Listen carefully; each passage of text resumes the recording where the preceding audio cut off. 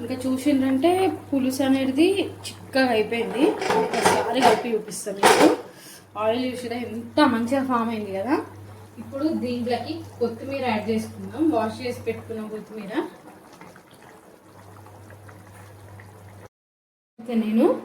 First అయితే నేను KG చేపలు అయితే తీసుకున్నా.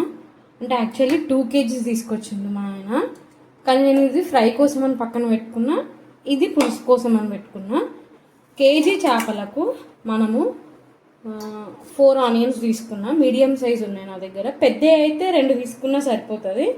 4 పచ్చిమిర్చి తీసుకున్నా నేను. ఆనియన్స్ని పెద్ద ముక్కలు కట్ చేసుకొని పేస్ట్ చేసుకోవాలా.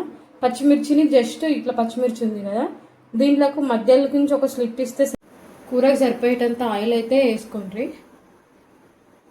2 కప్పులు 3 చెంచాలు అట్లా నేనేం చెప్పా, ఎందుకంటే నేను చెంచాలతో వేస్తలేను కాబట్టి. హీరో పులుసుకు సరిపడా వేసుకోండి, కొంచెం ఎక్కువనే పడుతుంది కాబట్టి కొంచెం ఎక్కువనే వేసుకోండి, సరేనా. మెంతులు వేసుకుందాం.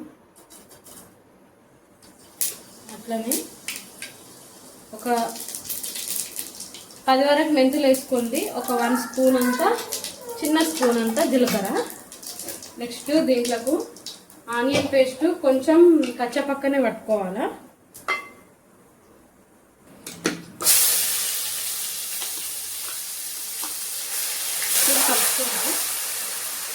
కొంచెం తీసి పక్కన పెట్టుకోండి. పైన పులుసు ఉడికేటప్పుడు వేస్తే సూపర్ టేస్ట్ ఉంటుంది. దీన్ని కొంచెం పచ్చివాసన పోయేదాకా ఫ్రై చేసుకుందాం. ఉల్లిపాయని కలుపుకుంటూ ఫ్రై చేసుకోవాలా.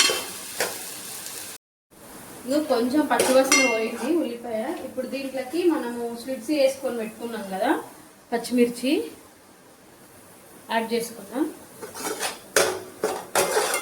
మా మమ్మీ పులుసు సేమ్ ఇంతే, నేను మా మమ్మీ స్టైల్లోనే చేస్తున్నా. కానీ మా అమ్మ పచ్చిమిర్చి వేయదు, కొత్తిమీర వేయది. నేను పచ్చిమిర్చి వేస్తున్నా, కొత్తిమీర వేస్తున్నా. ఒక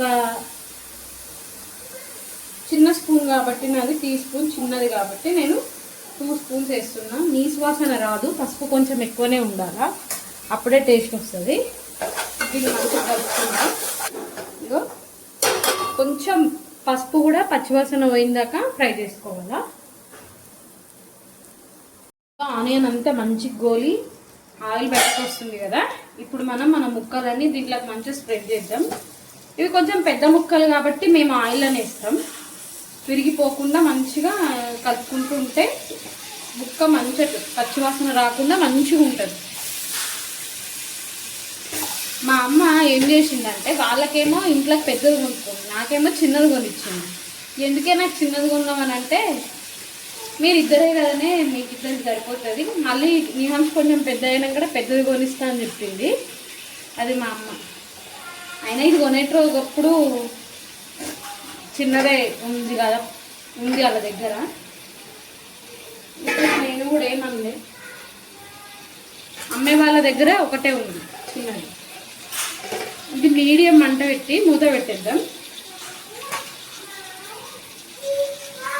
ఉంది కదా, దీంతో దోశల దాంతో మెల్లగా కలిపిద్దాం.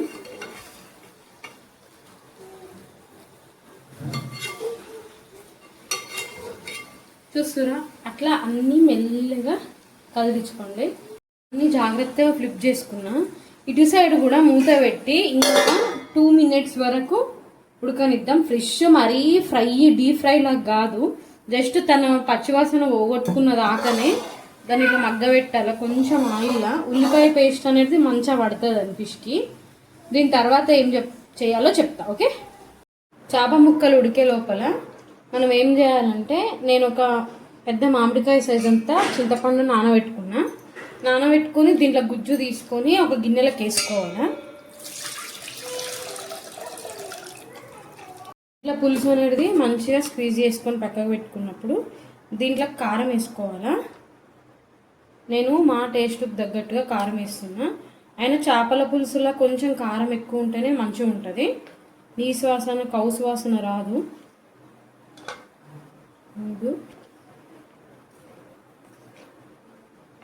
నేను 4 స్పూన్లు అయితే కారం వేసిన. చిన్న స్పూన్ వేయాలి, పెద్దది కొండ్రి.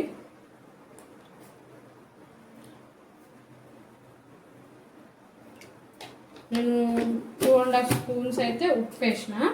నా అన్ని చిన్న చిన్న స్పూన్లు.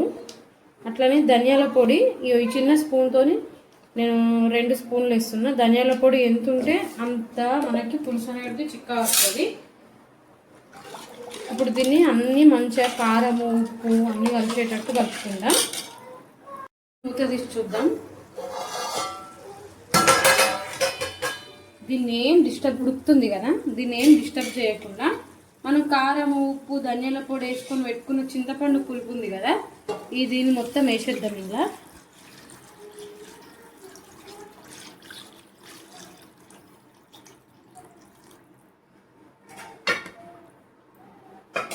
ఇప్పుడు పెద్ద మంట మీద పెట్టి దీన్ని ఉడికించుకోవాలా. దీన్ని ఒకసారి ఇట్లా మంచిగా కలుపుదాం. అప్పుడు రాలేవు ముక్కలు. ఇప్పుడు కొంచెం పులుసు వేసినాం కదా, నీరు తగలడం వల్ల కొంచెము ఊగుతాయి. అగ్గో ఇప్పుడు దీన్ని హై ఫ్లేమ్ మీద మూత పెట్టుకొని పొంగు వచ్చిందాకా ఉడికిద్దాం. అప్పుడు మూత తీసేయాలి. ఓకే, ఇప్పుడు మూత తీసి చూద్దాం. పులుసు చూసిరా ఉడుకుతుంది కదా, దీన్ని ఇంకా మూత పెట్టకుండా లాస్ట్ దాకా ఉడికించుకోవాలి. అస్సలు మూత పెట్టద్దు గైస్. ఇంకా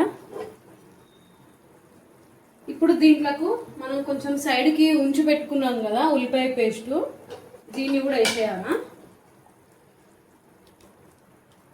మొత్తం పులుసులో మొత్తం స్ప్రెడ్ చేసుకున్నట్టు వేసుకోవాలి, కలుపుకోవాలా. ఇంకా స్పూన్ ఏం వాడద్దు, ఇట్లనే కలుపుకోవాలా. ఇంకా ఈ ఫ్లేమ్ మీద లాస్ట్ దాకా అసలు కదిలియకుండా ఉడకబెట్టాలి. మూత కూడా పెట్టద్దు. నేను ఇంకేమి యాడ్ చేయాలన్నది చెప్తా. ఓకే, సైడ్ పులుసు ఉడుకుతూ ఉంటుంది. ఇంకో సైడ్ ఏం చేయాలంటే ఒక 1/2 టేబుల్ స్పూన్ అంత జీలకర్ర, ఒక 7-8 మెంతులు తీసుకొని వీటిని డ్రై రోస్ట్ చేసుకోవాలా. దీన్ని పొడి చేసుకొని పులుసులో వేసుకోవాలా. ఓకే, ఇప్పుడు పులుసు ఉడుకుతుంది కదా, ఇప్పుడు నేను చెప్పినట్టు జీలకర్ర మెంతుల పొడిని డ్రై రోస్ట్ చేసుకొని పౌడర్ చేసుకోమన్నాను కదా, ఆ పౌడర్ వేసుకోవాలి. ఈ పౌడర్ ఖచ్చితంగా వేసుకోండి, పులుసు అనేది భలే టేస్ట్ వస్తుంది. ముఖ్యంగా రోలు ఉంటే రోల్ అనేది దంచుకోండి, టేస్ట్ బాగా ఇచ్చి పడేస్తుంది అన్నమాట. ఇంకా చూసిండ్రంటే పులుసు అనేది చిక్కగా అయిపోయింది. ఒకసారి కలిపి చూపిస్తాను మీకు. ఆయిల్ చూసినా ఎంత మంచిగా ఫామ్ అయింది కదా. ఇప్పుడు దీంట్లోకి కొత్తిమీర యాడ్ చేసుకుందాం. వాష్ చేసి పెట్టుకున్నాం కొత్తిమీర.